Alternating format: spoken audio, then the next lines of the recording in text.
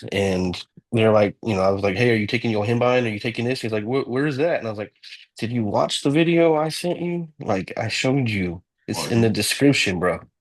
you're more detailed than I am on your plans. I've seen your plans on the app, so you're more detailed than I am. And I had a guy, send me his blood work and say his his hematocrit and his RBCs were high. Is there anything that he can do for that? And I said, well, are you taking this, and this, which is our Yeah, ultimate plan? yeah, Oh no, why? Well, that's what that's for. yeah. So it's just they don't pay attention, but and that can be frustrating, man. But so let's go ahead and talk about well, a couple of things. I got banned with this. Yeah, dude. What the fuck, TikTok? Yeah. So now, and I've already gotten one strike on the new account. So what I tried to do was, and I didn't know, this is my first time being banned. I tried to re-upload a video that some older videos that were previously uploaded on my other account. Just Yeah, I had the content and I figured, well, I'll just re-upload it so I can get something going. yeah. Then it flagged it and gave me a strike for unoriginal content. So basically that I was copywriting Your myself. your own shit. Yeah. So anyway, I we're mean, trying to build are it. are they like flagging you saying names like of compounds and shit, like Yeah. in peptides? So it will probably won't be an issue because this will be on YouTube. And I might have to bleep it, I guess, if I take segments to TikTok, but Yeah, mostly the GLP-1, specifically Retta, really.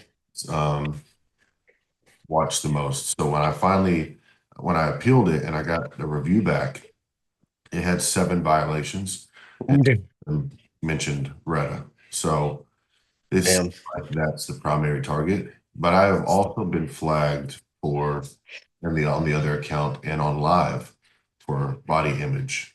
And Mm, even if you're just talking about how to lose weight and body fat percentages, it'll flag it. And really. it's getting crazy, man. I mean, I was messaging a dude who was talking about like what I do for my hair, and I put out the full RU 58, all the whole thing, and it wouldn't let me send the message. Yeah. Like I had to just put RU, and I Yeah. told him. You don't go live much, but when you do decide to go live one of these days, when people are asking you questions, they have to word things differently or add spaces or change like the characters to get Yeah, words to actually come through to you because it'll get flagged. So yeah. what's crazy about it is TikTok is such a better platform for growth. I feel like you can grow your account much faster rate than Oh you yeah, on Instagram, but then it yeah. with all the censorship. So Mm, but how's your off season going? I mean, we both competed at nationals in yeah. December, so we're both deep into an off season, and you look freaking insane. I think you look bigger and fuller than I do. We're very similar in weight right now, just like Yeah. inch and a half different in height, but you look Yeah. so What's crazy is I upped my food to I think it was 7,200, and like I'm over 1,000 carbs, and I lost weight yesterday or today. yeah, I and don't. It's freaking me out, dude. I don't know how much I need to eat. I'm trying to get to 250 by the end of this push. I got bloods on Wednesday, so I'm taking rest days tomorrow and Tuesday. But it's just like I don't know how much more I can fit in my stomach. I'm pushing apple juice and dried fruit. I can't eat any more fucking English muffins. It's like ridiculous. you get the sourdough ones. Yeah, Yeah. Yeah, those are good too. But the thing that gets out of hand with them for me, and I'm very sensitive to like aldosterone and water retention and stuff. yeah, Well, my sodium has to be basically the same every day. And when I incorporate things like the English muffin, which I think one English muffin is somewhere like is it 600 milligrams of sodium or something, yeah, yeah. to factor that into the rest of the meal. And if I were trying to do like 100 grams from English muffins, I'd probably be over on my sodium for the meal. So it can Right. your body can handle a lot of things. Your body can handle a ton of sodium, a ton of fats. That's something that we talk Yeah, about all the time. yeah. Like I think my fats are 140 right now. Yeah, dude, I would never, I would look like the fucking Michelin man at Yeah, 40 grams. and and I think that was like your discovery too when it came to Retta, because I tried Retta and it fucked me up. Like I remember texting you immediately. I was in the gym, felt like I was sick, and it was we kind of came to a conclusion that it was just my high fats, and that really does affect it. Yeah, So it's kind of like off limits for me right now, taking Retta. yeah, you told me you couldn't eat, but you could hardly eat your meal five, meal six, and I was just like kind of confused for a few days, and I thought, maybe just some people are sensitive to it, and then I thought more like, why would it hit him so hard? And then that was the conclusion I came to was just that the fat's slowing down your digestion already, Yeah, combined with Reddit doing the same thing. So, I mean, I don't know if it would be something that you could try if this doesn't work, if it didn't work so well for you to do what you're doing, the way that you coach yourself yeah, to bring your fat down to 50 or 60 grams like I do. yeah. But then with you eating as many carbs as you're eating how many grams of carbs right now? 1050, so 1,050. 1,000 grams of carbs, 140 grams of fats. So if you pull down your fats by 70, Yeah, and you're looking at having to add that back in carbohydrates for energy expenditure. So yeah. that's astronomical. I mean, you wouldn't even be able to. Feel like I'm like Roman Fritz over here when he talks about eating 1,000 grams of carbs a day. I don't know how he did it, and it's like, now I'm doing it. It's ridiculous. Yeah, there was somebody else like that, and I don't remember. For some reason, Justin Compton comes to mind, but I know there were some other guys that had stories like, oh, Juan Morel. Yeah, yeah, yeah. That dude can eat. I've seen him eat, and he throws in those cookies too. He gets a little crappy with his, and those cookies are good, but I know he throws in the cookies, and he has more cheats, and maybe that's what I need to do is maybe have a cheat meal, or have a burger meal on a leg day or my back and ham day to push some more food. I mean, it's probably the only option at this point.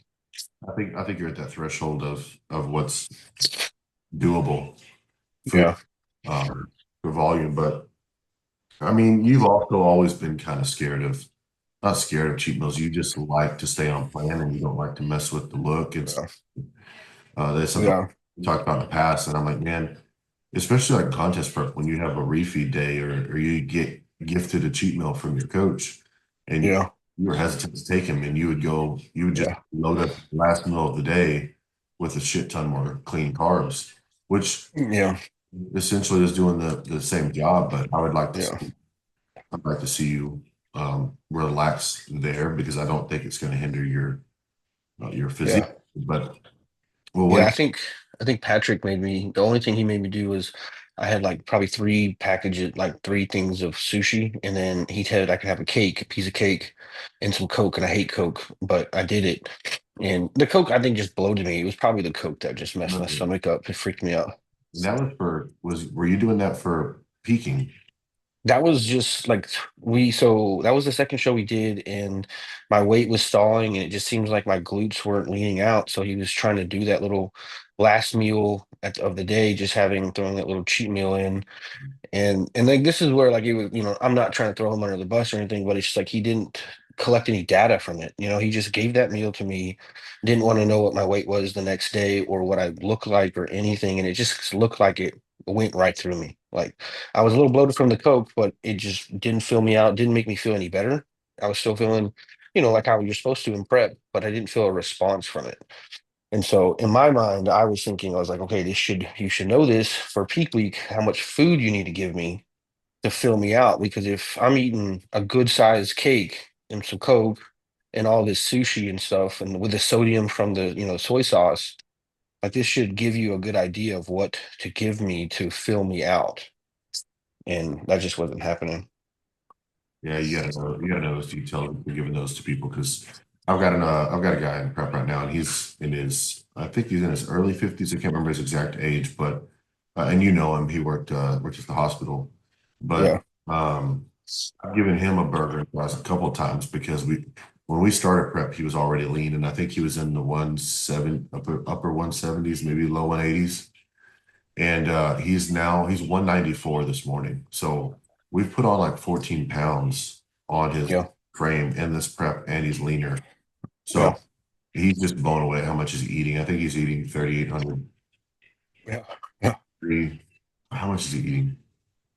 something like that, maybe 3,800 calories or something like that. And I've given him a couple of burgers. And like you said, after the burger and fries, I would tell him the next day, I want to know what your weight is and send me some pictures. And Yeah. and then I would still ask, even if the look was good, how's your waist control? Do you feel like you can still suck in and flex good?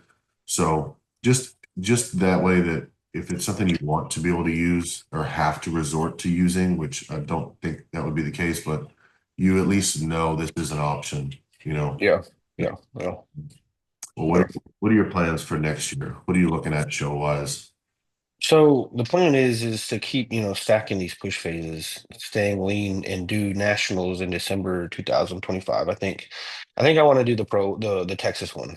Yeah, I think for me to step up into the supers and put as much weight on, I need like that's the last national show, so it gives me the most time to put the weight. And I feel like after doing maybe two more of these pushes, I could be up close into the 260s and have be pushing maybe 240 on stage and actually be able to compete, you know, yeah. hopefully fill out my frame. If you're above 235 on stage and glutes are in, like you were at nationals in December, but you'd be up. How many pounds up would that be? That'd be I up would, 12, 15, anywhere from yeah, 12, 15 pounds. Yeah, that's yeah, solid. yeah. We talked a But little bit about some of the coaches from the past, but who are you looking at to potentially hire next year? well, I really like the idea of Chris Tuttle. I liked how he did your national prep and how he cared, how he was there, and it just seemed like he wanted your feedback and he listened to your feedback and he took it under consideration. And I think that's the most important thing for me is, with both of my pro coaches, they really didn't ask the things I did for peak week. They didn't ask any things I've tried. And I, being the client I am, I don't typically voice so much. I just do whatever he tells me to do, whether I agree or not. I'll vent and I'll complain to other people, but I will do what he says initially. And I think seeing how Chris Tuttle handled your prep and how he kind of modified things based on what you were trying with SLU and stuff, and how you told him that you don't do well with fats, and he tried it, but then he's like, okay, he was right. Let's bring the fats down. I think that is enough to me for me to care. But there's some other guys, and they're the ones that you named that are pretty good right now. I'm a little like skeptical, and I don't trust a lot of the pro coaches to give me the attention. Not that like I'm a needy person, but like I need to know that you care. And I'm not just some person sending you 5 grand for the year or whatever it is. And you're kind of not giving me the attention that you would if I was a pro or I was someone with God-given genetics that is going to become a pro no matter what or something. So it's really just comes down to that, like someone who cares, or shoot, even if, me and you just did the thing, like I trust you, we've done this whole little off season kind of together and bounced ideas off of each other, and we have like-minded, views. So it wouldn't be for me a bad idea if we just did a little thing either. So, it's kind of up in the air, but just Yeah, I would definitely reach back out to Chris, and I would vouch for Chris too.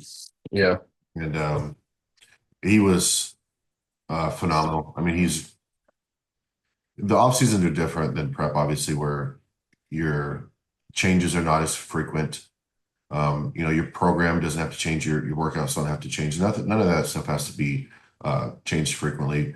You just yeah, want feedback, hey, things look good, let's keep going, something like that. But in contest prep, that person that you're with, I feel like really needs to be on top of every detail. And yeah, he was. And the other one we talked about was, Andrew Berry, which we both see as somewhere in the same like realm where he's not one that's trying to have a bunch of top pros necessarily.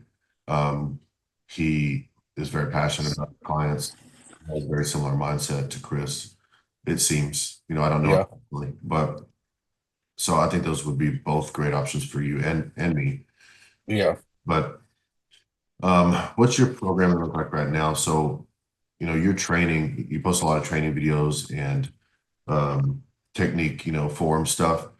You, from what I've seen, your training has changed like a shit ton over the years. And I know you go heavy, but I also Yeah, think that you have a lot of nuance type stuff that you do and yeah, some volume. And so just kind of go over like, I'm very straightforward. My training looks kind of the same all year, year after year. I just try to get a little bit stronger each time. yeah, yeah. So, I mean, for me, like I think it was a good period of time where like I really needed to go back to the basics of learning how to properly do things in my way. There's a million ways to do exercises. There's a million years. I'm not getting in like what's the right and the wrong, but what works for me. And so like I really studied a lot of Big Mike and his form, and but I didn't adopt everything that Big Mike does. So Big Mike is more of kind of like blood, volume and supersets and giant sets, and he's not worried at all about weight and not worried at all about progressing in weight, which I kind of do and I kind of don't. So I kind of took his a lot of his form and ran with it and felt it, and once I started feeling the muscles better and saw on the videos that my form was better, then I started out doing the whole progressive overload where it's straight sets. We would do like with Matt, I had squats or incline dumbbell or whatever it is, and it was just that straight set, and then we try to progress the weight with good form.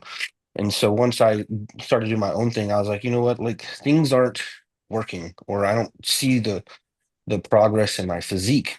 So I want to, try a little bit of, not just stick to one progressive overload in weight, start adding, metabolite work at the end or throwing giant sets, especially for shoulders and back. Things that I really think you can hammer shoulders and hammer your back and put in more volume without really causing, fatigue. And I just started kind of seeing my physique started slowly getting more round and bigger, and I feel the muscle better. The pumps are better. I mean, weight's going up, but it's just I actually see in the pictures I'm way more round and I feel like I'm bigger and the response is there. So it's like something I'm just rolling with. So it's kind of a bit of a both of, I have my main list, my meat and potatoes, but I also will throw in metabolite work where I'm cool with doing like a giant set or throwing some supersets, and really trying to gorge it with blood and get that round look, which I feel like is what's happening. So you still build up to like a heavy top set or two, and then you do the extra, the volume or the blood or whatever. Yeah, so like for instance, I'm gonna shoulders, like I'll do my dumbbell shoulder press and I'll work up to whatever it is, and then I'll do the next set. I'll do the same dumbbell shoulder press, but then I'll throw in some flies with it. And kind of really put the pump in there, and then at the end I'll have like a shoulder giant set where I'm doing like some front raises, side raises, and some sort of rear delt machine, just kind of really putting the volume to it. And I kind of do that with everything. Yeah, pretty much everything, especially for legs. Man, I feel like I really upped the volume on legs. I feel like they can take a beating a lot more than what people think. So do you track your progress by that top lift still, like if you're straight? Yeah.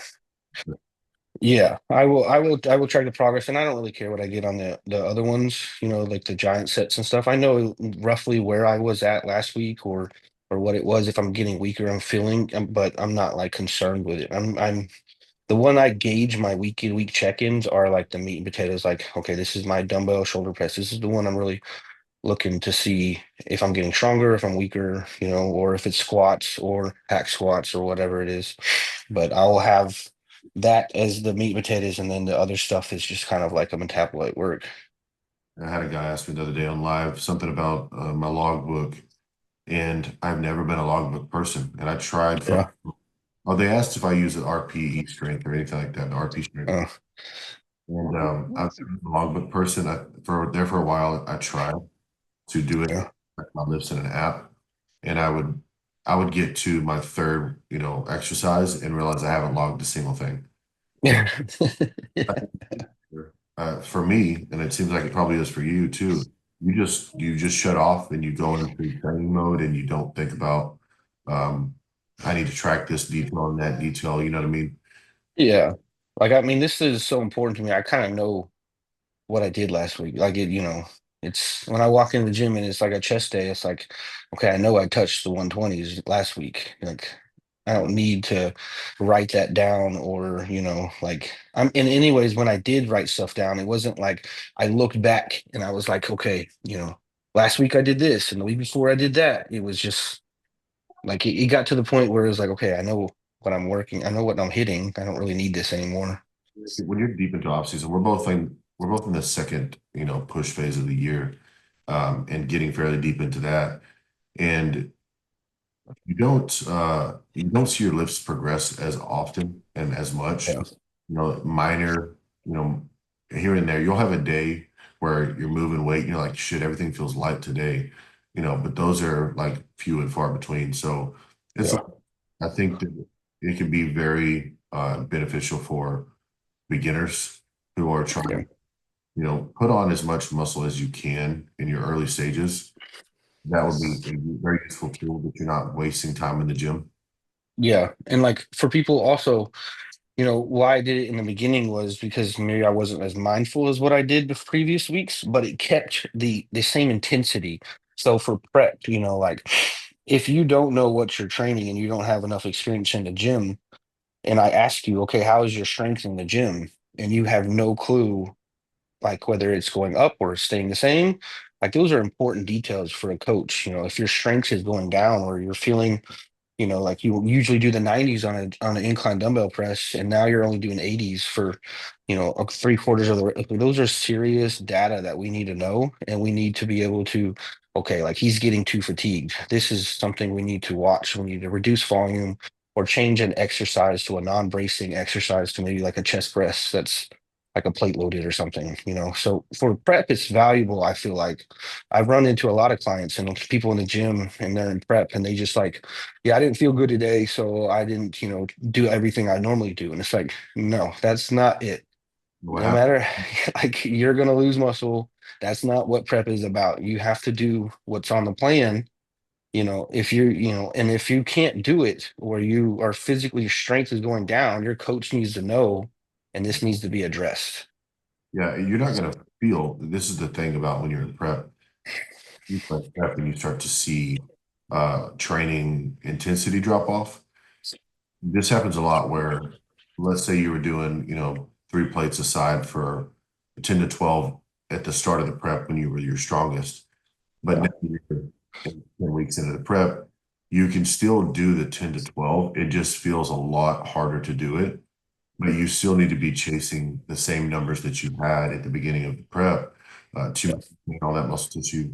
Because it never fails that as soon as they start to feel the fatigue kick in and the energy levels aren't there because the carbohydrates are not there and the body fat, they pull back and they switch to doing this volume stuff and they yeah, do pump sets and they don't push the heavy sets anymore and they drop their weight by 25% just because without even trying to maintain that same level of strength. So that's yeah, where that muscle loss is more likely to come from. yeah. It's like what that saying is like, what you did to get that muscle is what you need to do to keep it. And I So, found training that is the same all year yeah, for maybe peak week, where you would right. reduce intensity by 20% and 20, 30%, leave a couple reps in the tank so we're not risking injury. But at that point, you're not growing anyway. So Yeah, we're trying to manage stress and fatigue. But that's for 1 week out of the whole, fucking year, really. yeah, yeah, yeah. So Mr. Olympia is coming up. We've got, what are we out? Like 7 weeks out or something? 6 weeks out now? What is it? I think they're six. I'm ready to see Quentin in this next show because I feel like he went over there. He's with Samsung right now and has made some changes. So I want to see. Yeah, Um, dude, he looks so good. He looked good on his previous. If what's his name? I mean, I feel bad. I don't know. Justin, is that his name? Who won those shows? Yeah, whoever. If that dude wasn't there, Quentin would have won. Talking about Jordan. Yeah, I think it's Jordan. Jordan, that's right. Yeah, Jordan, if Jordan wasn't there, Quentin would have won Tampa for sure. 100%. He looked phenomenal. I think that was a cool battle. Did you get a chance to look at the scorecards? But I I know, didn't. you know, straight one, but it was a good show. Yeah. Yeah. Well, what do you think? What's your top five looking like? Man, I think I saw Samson at his guest posing. Did you see that? Yeah, Recently, he looked amazing 6 weeks out. And like if he continues to pull that and tighten that up, I think he's at the weight and the muscle maturity that he can beat the Nick Walkers, the Derek Lemonfords, and the Hottie. They finally, like, the mass monster aesthetic tall guys are coming back because they finally put on the muscle, and I think he's going to give them a run for their money. So I really say, as long as Samson comes in, Samson thinks going to win it, and then it's just kind of like honestly, it's whoever comes in, on point with Nick Walker, Derek, and Hottie. They're both kind of like, besides Derek, they're both really dense, thick, muscular. They over muscle people, and I think it would be like either a Samson, Derek, Nick, Hottie, or kind of whatever the exchange between those three. And then I would love Andrew Jack to be top five, 100%. I didn't know how I felt about Samson. Obviously, he's the reigning champ right now, so we you couldn't count him out. But I think because the Arnold way that Derek looked at the Arnold and seeing how Nick looked, a couple months ago, you kind of Yeah, mind off of Samson. But this was the best I'd seen him look, in a guest posing. This look from the video that I saw was yeah, just with some of his peaks. Like he looked like he's yeah, already in shape. So, and I imagine if he can get 10% sharper, yeah, with, like true conditioning on Samson that we haven't seen yet, then I don't know if anybody's going to beat him simply because of the structure and the height. yeah, yeah, So, and then from there, it's hard. I think Hottie's starting to show some age, and even though I think he's awesome, I don't think he's going to be able to beat Derek and Nick this year. So Nick and Derek rematch. That's going to be fun. yeah. It's They got some beef now. Yeah, I know. Yeah, I wonder if it's real beef or if it's fabricated beef. Just Yeah, I don't know. I mean, Derek, ran his mouth a little bit and said he came in at that one show at whatever he did, Nick, and he got first, was like he's 30, 70% on, and I was like, Derek, Pittsburgh. like, I don't think you were 70, dude. Who comes to his show and is like, yeah, I'm only 70%. It's like, I'm pretty sure you came on, you're pretty close to what you want to be. You wanted to come in 100, but you were off. Yeah, like you weren't 70 though. Um, Yeah, I don't know. I guess just for the sake of giving a finite answer, I'm gonna go. I want to see Nick. So I want to see Nick do well. You know, I think I just broke my pen. Uh, yeah, me too. So just to prove people wrong, I always liked his. They call him out being cocky and stuff, when it's just with confidence, and it's a lot of people talk shit about him, and he shows up, man. He shows up, and you well, can't take it from him. you can tell he believes in himself and the way he was raised. Yeah, A lot of belief was put into him. So that's yeah, always deadly combination. yeah. But I would say Nick, Derek, Hottie, then Andrew. And Yeah. I think the future of Andrew is a potential, Mr. Olympia winner multiple times. So Oh yeah. I want to see what that looks like in the next few years.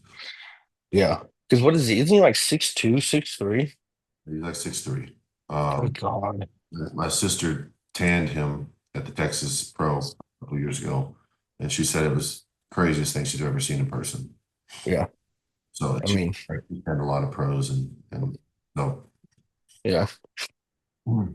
What's your current peptide usage like? We'll do some peptide talk for a second. So I mean, I'm running SLU. I'm running, you want me to tell the doses? Yeah, yeah, sure. So SLU at 500. I'm taking the 5 amino, I believe it's at like 50. It's like, yeah, 50. And then I started taking the KPV and the BBC 157 for the oral ones. And I'm telling you, like, if y'all have digestive issues or if you're pushing food, like if you push food, anybody knows that you're just gonna get bloated and your stomach's gonna be, inflamed, even if you're eating good food. It's just the amount of food you stick in your stomach is going to cause that inflammation and stuff. That stuff wipes it out. Like I'm telling you, like I double dose the KPV and one in the morning, one at night, and it's like a considerable difference, like night and day. It was probably the reason why I can keep pushing the food, honestly. Before it, I remember I was like reaching my limit. I think I was at like 6,500, and I was like, man, this is getting a lot. But once I started putting that in there, it's like the next morning, I'm ready. I'm starving and I'm hungry. So I put that in there, and that really has been a game changer. I'm on MOTS. I do, I think it's 50 MCGs every 3 days, and then I'm taking Melanotan Mott's and huh? is your the size is your Mott file, 10 milligram. Yeah, yeah, 10 milligram. I Never. know I'm not taking the normal, like you can take a lot more, but that shit's so expensive. I just with everything that's going on, it's kind of just running what I can. And then I'm taking Melanotan, and then I'm taking the GHQ-CU. That's I think every 3 days. And then gosh, what else? I ran into a couple little bit of like niggles and mess ups in my leg. And believe it or not, dude, freaking my calf cramped in the middle of the night and I pulled my calf. I was walking around like a pirate. So I would been kind of putting site injecting the BBC 157 and the TB 500 between like my shoulder and my little quad mess up. But it's all healed now, so I'm kind of done with that. And then I think that's all the peptide. Oh, methyl blue, obviously 10 milligrams pre-workout. Um, I really been since we started doing the methyl blue and we've been doing like our own little testing. My blood work, well, knock on wood, because I get blood work on Wednesday, have my red blood count, my hematocrit have been perfect. Like it doesn't even look like I'm on anything. Yeah, so I've kind of figured it out too well. And you're using the Complete Vital also, aren't you, from Revive? Yeah, complete vital, and then I also take IP6. You took telmisartan or anything with blood pressure? Yeah, yeah, telephone. So your stack is very similar to mine. The only difference is I think you have red meat in your plan and I didn't. Yeah, So what I ended up doing was actually depleting too much because over the year when I started the protocol from post show to last month, RBCs and hematocrit was slowly coming like down. So I was like top of the reference range, not bad, but I started yeah, coming down. And then this most recent set of labs, my ferritin levels were low yeah, and my platelet count was high. So it essentially was telling my body that it was reaching for iron. It was trying to grab iron. I wasn't giving it enough. So I essentially turned myself anemic with yeah, working too well. And yeah, I need to repost that today because it was on my other account before I got banned, and it was requested a lot. So I yeah, tag it or attach it to my link tree. But yeah, so now what I've been doing since then is putting iron back in. I have iron. I've just been doing some post workout cereal. My yeah, carbs are high, and it's got iron, fortified iron in it, and then iron supplement before bed. And the set of labs I did last week was yeah, last um, it's coming back up. So I should be back in range on this next set of labs, but I didn't realize that it depleted it that quickly. And it mostly did it um, at my health phase. So when I was blasting or pushing earlier in the year, what yeah, issue? And then I got to my health phase and I continued the same protocol, but now I didn't have as much red blood cell drive and hematocrit, you know, right. pushing up that I went too far the other direction. So at least Like, did you feel it? no, Did Could you feel like you were getting anemic? No. I had Mm. no, I did my blood work and I was like, holy shit, my ferritin was in the dirt and my platelet count was high. And I was like, what the hell? So, um, I, hematocrit number still stays around 50. It was like 50.5. So like what half a point over. Yeah, Not a concern.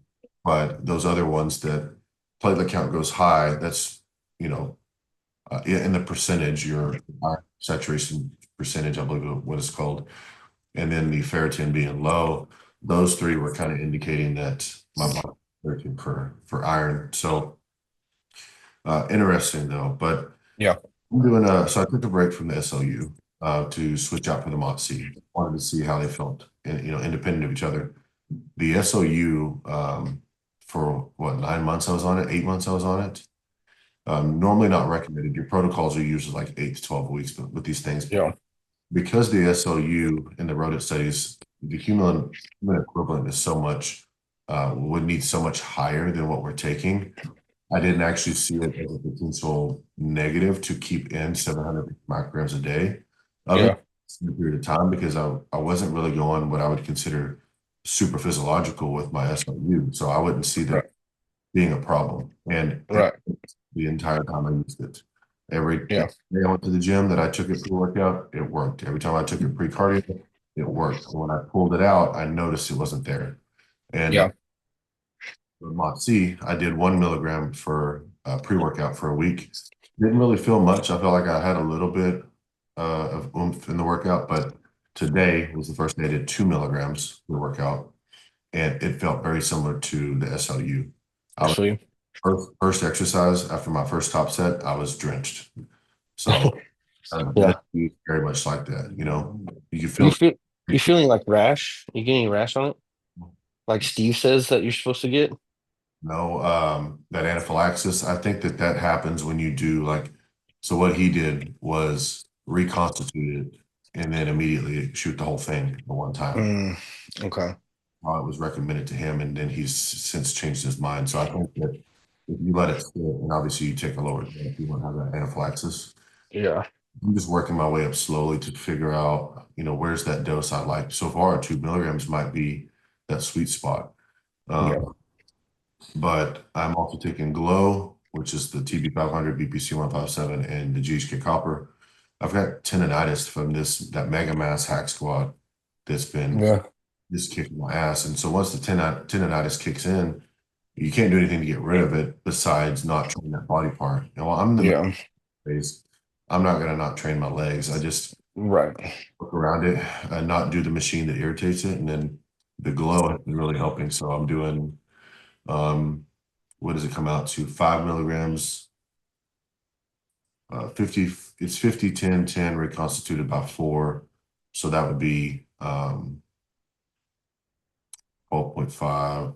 So it'd be 2.5 milligrams of GHKCU and 500 micrograms of each BPC 157 TB500. Yeah. And then I took a break from the melanotan because of all the traveling poolside stuff. We went to Destin, we went to Florida. So I was just too dark. So I took a couple of weeks off of that. Loretta is still at 3.6 milligrams per week. So I slowly worked up.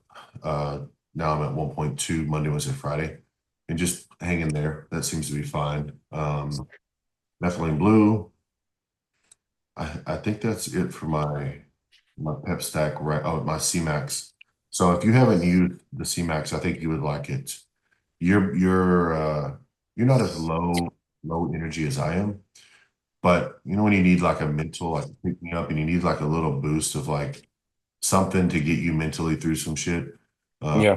dealing with people at work, and maybe doing your client updates. The CMAX that I got from Soma Chems, which used to be Amino Asylum, Mm-hmm. and I just do a spray of each side. It's a pretty low dose, 25 micrograms per spray, but Yeah. it feels really good. And then this morning on my live, I went ahead and did an extra 2, and I felt like, oh shit, really good.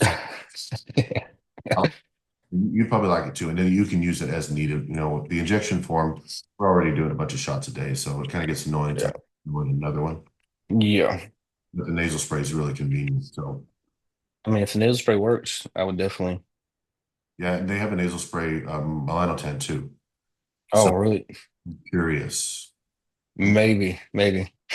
It works and doesn't make you nauseous. Yeah.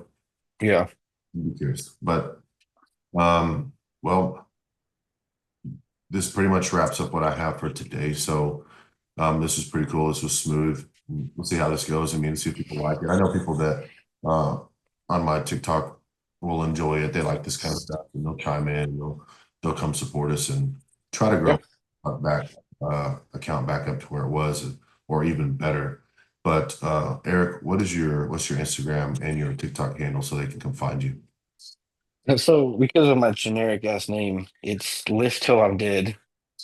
But I think it's Lift Till I'm Dead in both, right? I mean, I don't even know what my TikTok name is. I think I'm it's, pretty sure it's Lift Till I'm Dead. But yeah, that's me. I mean, my Instagram account probably, I don't know, 2012, 2011, who knows? And it was bearded muscle back then. So Yeah, I remember that.